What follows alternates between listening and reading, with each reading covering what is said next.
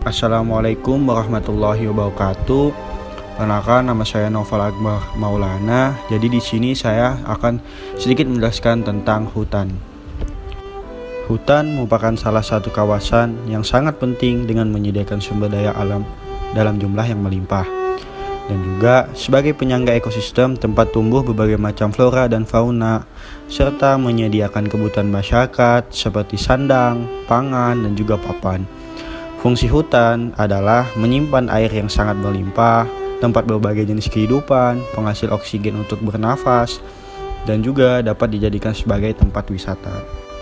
Luas hutan negara Indonesia pada tahun 2019 menunjukkan bahwa luas lahan berhutan seluruh daratan di Indonesia mencapai sebesar 94,1 juta hektar atau 50,1% dari total daratan negara Indonesia. Negara Indonesia terdapat beberapa jenis hutan, yaitu seperti hutan bakau, hutan rawa, hutan sabana, hutan musim, dan juga hutan hujan tropis.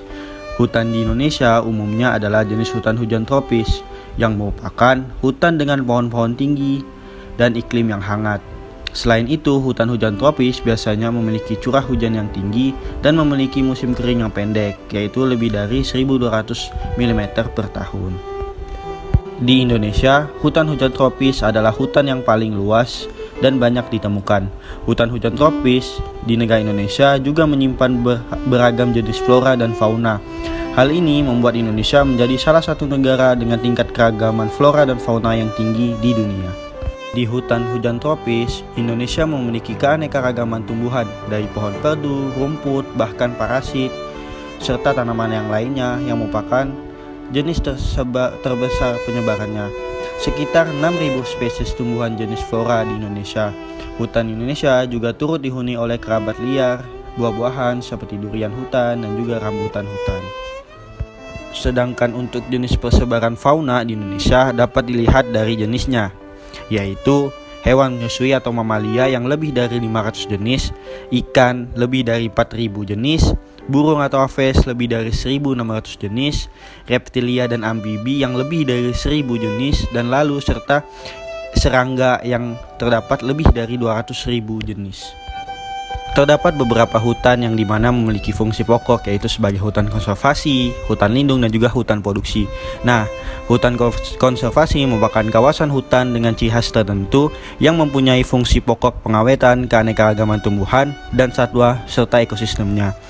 Terus, hutan lindung adalah kawasan hutan yang telah ditetapkan oleh pemerintah atau kelompok masyarakat tertentu untuk dilindungi agar fungsi ekologisnya, terutama menyangkut tata air dan kesuburan tanah, tetap dapat berjalan dan dinikmati manfaatnya oleh masyarakat di sekitarnya.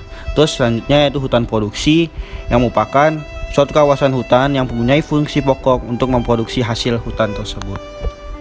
Nah, hutan yang sehat tidak hanya mengandung hasil produksi kayu, namun melainkan juga terdapat suatu keindahan, udara sehat, berbagai jenis flora dan fauna, serta sumber air yang sehat.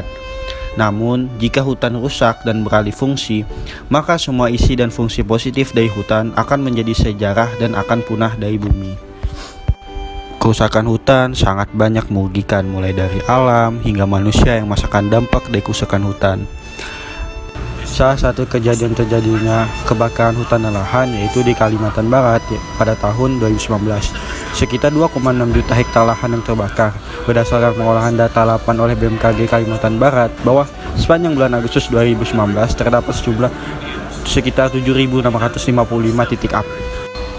Dampak dari kebakaran hutan adalah sekitar 504.000 warga, terutama anak-anak, terdampak ispa, infeksi saluran pernafasan atas dikarenakan kabut asap akibat kebakaran hutan dan lahan di Kalimantan Barat. Selain itu, karhutla juga mengakibatkan hilangnya keanekaragaman hayati, terganggunya aktivitas ekonomi karena terjadinya pembatalan penerbangan baik internasional maupun domestik di sebagian pulau besar, khususnya Indonesia, yaitu Sumatera, Jawa, dan juga Kalimantan. Dari hal ini, akibat dari kerusakan yang telah terjadi, marilah kita menjaga dan melindungi hutan yang masih ada dengan baik agar hutan di negara Indonesia masih tetap terjaga. Pelajari alam, cintai alam, berdekatlah dengan alam karena alam tidak akan pernah mengecewakanmu. Sekian dari saya. Assalamualaikum warahmatullahi wabarakatuh.